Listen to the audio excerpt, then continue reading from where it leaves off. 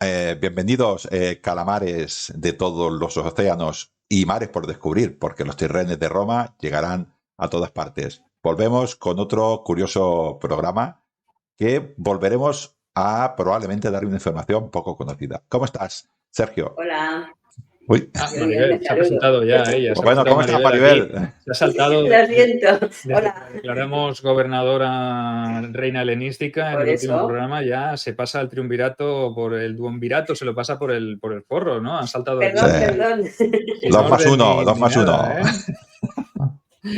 Ya te dije yo que los reinos helenísticos, esa orientalización no es buena, ¿eh? Marco Antonio ya nos dejó un ejemplo y nosotros no hemos aprendido de los errores del pasado de la República.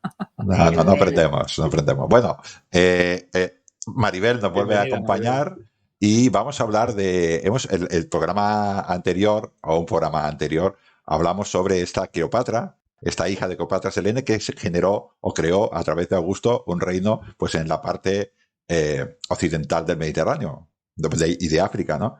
Pero claro, Egipto tampoco podía quedar tranquilo, o sea, Augusto ya dijo, esto está bien, dejamos a Cleopatra, lo dejamos tranquilo, esto ya pertenece al Imperio Romano, ¿no? Todo tranquilo, todo tranquilo. Pues tampoco, o sea, también se dio allí en Egipto. Sí, porque aparecería la figura de un personaje que la gente seguramente no conocerá, ¿no? Y evidentemente una dinastía, ¿no? Un pueblo, una civilización, una cultura que había dejado también su huella en el Egipto faraónico, con una dinastía propia. ¿Os acordáis que siempre los egipcios hablaban de los nubios, de ese país de Kush, ese país que estaba más allá de la última de las cataratas del río Nilo?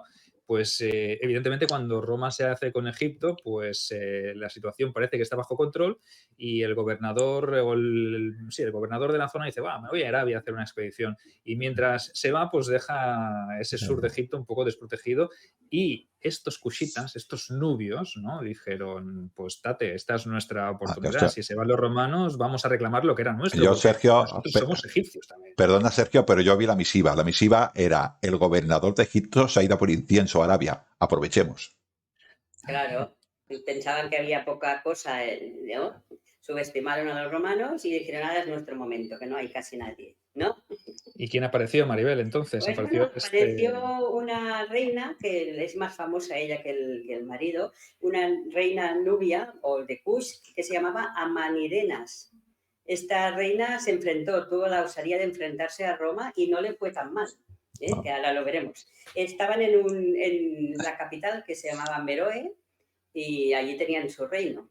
Y empezaron la campaña su marido, ella y el hijo que tenían. La campaña contra Sí. en este caso los romanos, fueron Como hemos egipcios. dicho, Maribel, el gobernador se fue hacia Arabia. No vamos a hablar de esa campaña de Arabia, pero Sergio, eh, normalmente, Sergio y Maribel, normalmente Augusto acertaba con los hombres que ponía. Con este no acertó. Hasta el Augusto se equivoca. Total, fue allí, fue un desastre. Y dijeron, tú, chaval, no vas a volver ni a Roma. Creo que se fue directamente a Lares. No quiero decir más.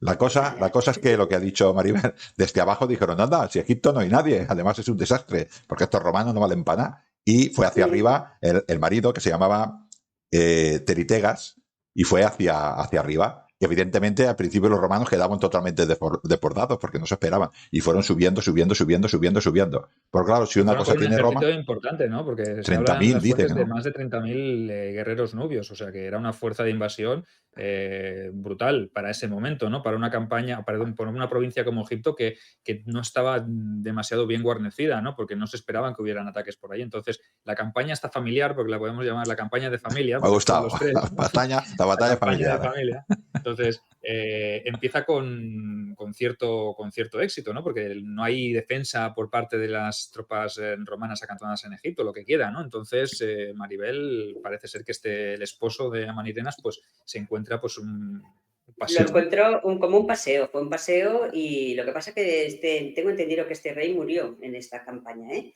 Sí, sí. Entonces se quedó al frente el hijo y ella, Pero como dice la Sergio, todo reina. queda en familia, que Todo tampoco. queda en familia. Exacto. Bueno, es que las mujeres de aquel reino podían gobernar y eran como si fueran también que podían ser regentas o gobernar igual que un hombre. No era era como un reino matriarcal, que estaban valoradas. No era como en Roma, que la mujer no podía estar al mando de todo. Estaban acostumbrados, tenían costumbre, tanto ellos como los egipcios, porque hemos visto el tema de Cleopatra.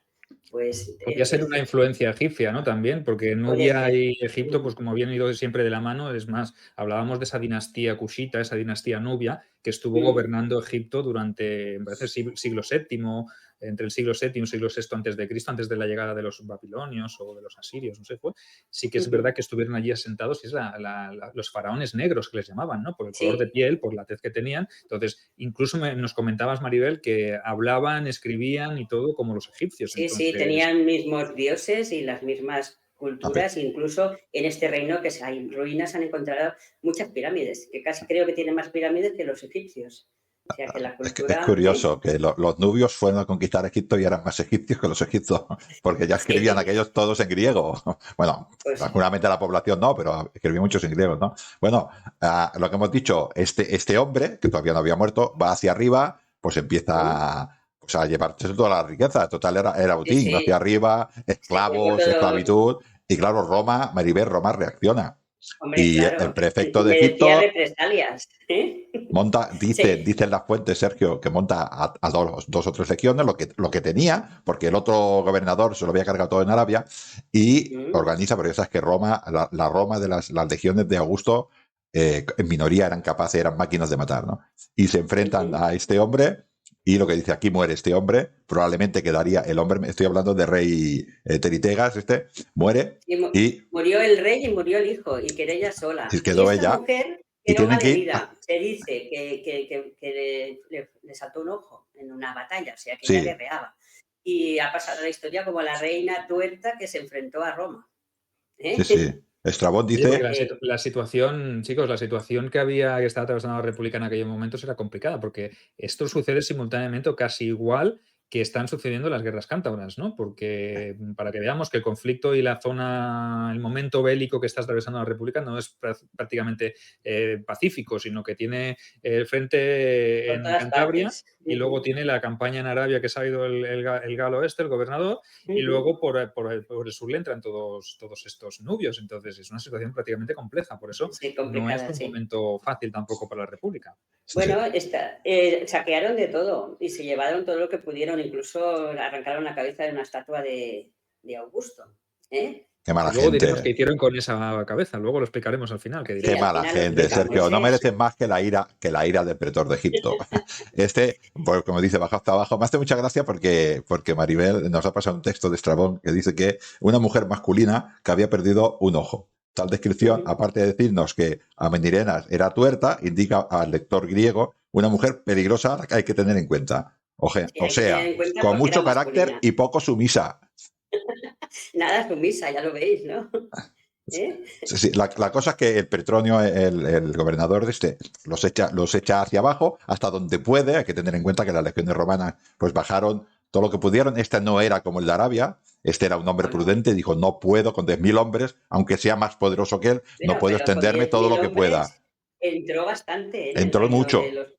Pero dio la vuelta porque dijo, cuidado. Dejó sus zonas y dijo, asunto solucionado. Y ya está, los nubios tranquilos. Pasó una cosa, no se atrevió a entrar más porque quería ir a Meroe, que era la capital. Le engañaron un poco, le dijeron que la capital era en otro sitio y que estaba el hijo, que ya estaba muerto, de la reina, el que gobernaba. O sea, le habían engañado sus espías, o sea, que tiene tela. Y entonces no se atrevió a ir a Meroe porque tenía que pasar un desierto muy enorme. Y con lo que había pasado con el de Arabia, pues no se atrevió el hombre, ¿sabes?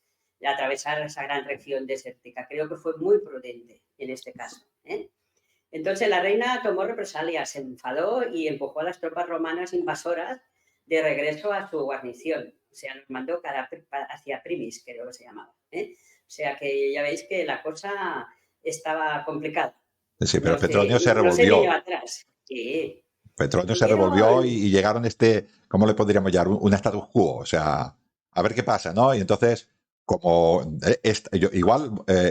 está siendo egipcia, había copiado algo a Cleopatra y decía, vamos a negociar. Sí, bueno. Vamos a negociar. El que quería negociar era el Petronio, que dijo, bueno, yo hasta aquí, que hable con Augusto y que a ver cómo lo solucionamos. Y entonces le dijeron a esta reina que fuera a hablar con Augusto y ella envió emisarios, ella no fue. Sí, sí, le Se ve que dijo, en aquella época era raro que está. fueran emisarios. En lugar de ir ella, fueron Otro emisarios. texto, Maribel, que nos has pasado tú, dice, cuando Petronio le dijo a la reina negociar, dice, le replicaron que no sabía quién era César ni dónde encontrarlo. Exacto, ¿eh? O sea que eran un poco chulitos, ¿eh? Y además les envió a los mensajeros con un regalo. La Menarinas no se quedó cortita. ¿Sabéis qué le envió de regalo? Unas armas que Roma necesitaría por si rechazaban las demandas que tenían, un paquete de flechas doradas. Este fue el regalo. Muy O sea, bien. era Pues o un vaya. regalo o armas que a lo mejor necesitarían, ¿eh? Como, ¿Cómo lo veis? como dice, perfecto, como dice Sergio, Augusto, parece ser que por esa época estaba, o sea, Roma era convulsa, estaba intentando, con estos partos, Sergio, estos partos siempre dando la lata, intentando pues una paz, tengo muchos problemas, pirguecita, que me quede como estoy, y parece ser que estaba en esos momentos negociando Quería recuperar los estandartes que perdió Craso, hombre. Tenía ahí todavía trabajo con Partia y Sí, Partia siempre era un... el estaba esqueleto de preocupado por Craso el no lo tema de pidió, ¿no? Partia. Como No que había estaba esqueleto. preocupado por Partia, debía pensar que tengo que solucionar esto, que no quiero tantos frentes. ¿No? Es que si se iba para Partia y dejaba este frente también ahí abierto, hombre, si tenía que irse a negociar con Partia y la cosa se complicaba, por lo menos dejar lo del tema de Nubia bien zanjado, ¿no? Y además yo imagino que incluso él sentiría cierta admiración por esta mujer que había conseguido Sí, convertirse en... o los emisarios eran muy buenos y lo Lo convencieron, vendieron o muy bien. vendieron muy bien, o esta mujer, él vio que cuidadito con ella, que tenía agallas y que valía, ¿no? No, no. O sea que También lo que dice Sergio, o bueno, que los videoyentes pueden entender también, es que Roma estaba en una situación complicada como para entretenerse ahora un poquitico en Egipto, ¿no? Y aquella reina, no sé si ya lo sabía en aquel momento, y dijo, esta es mi ocasión de un poquitín de presionar, ¿no? Y se quedó en ese desierto, dijéramos, se quedó un poquitín como esta frontera, ¿no? Y bueno, pues yo supongo que esta quedaría como una persona, como dices tú, como una mujer importante en su reino, ¿no? Porque ¿cuántos otros reinos que se enfrentaron con Roma consiguieron esto? Una paz relativamente buena, ¿no? Caían todos como moscas, ¿eh? sí, sí, se ve que tenían mucho oro y tenían muchos recursos, ¿no? Era un sitio rico y era por un acuerdo de intercambios comerciales, incluso no pagaban impuestos. No sé qué, el Galo, que era uno de los que había estado allí de gobernador de Egipto, les había puesto unos impuestos muy fuertes y los quitó. Augusto les perdonó los impuestos, cosa rara, ¿no? Porque los romanos vivían un poco de esto. Sí, pues el reino este de Kush, Sergio, no lo pudieron conquistar los faraones, no lo pudo conquistar los faraones, dijéramos, ptolomeicos, más helénicos, pero tampoco lo pudieron conquistar los romanos. Bueno, podría convertirse en un buen aliado y, como dice Maribel, una zona con la que comerciar. Y bueno, teniendo ahí un estado tapón también es importante, ¿no? Porque también le hacía de estado tapón. Si tienes buenas relaciones con estos vasallos y los puedes utilizar para taponar futuras invasiones, pues mira, no tienes que acantonar tropas. Entonces, la decisión de Augusto en aquel momento yo pienso que fue inteligente y la de Manirinas también fue inteligente, ¿no? Porque aprovechó ese momento, esa situación, para crear ese statu quo, para Pero, poder negociar y para obtener algo que le fuera bien también. O sea, que aquí todos salieron ganando. Era una reina de armas tomar, que nunca mejor dicho. ¿cómo le llamarían? ¿La tuerta? ¿La llamarían en Egipto? La tuerta. Seguramente, ¿no? La que le perdonó.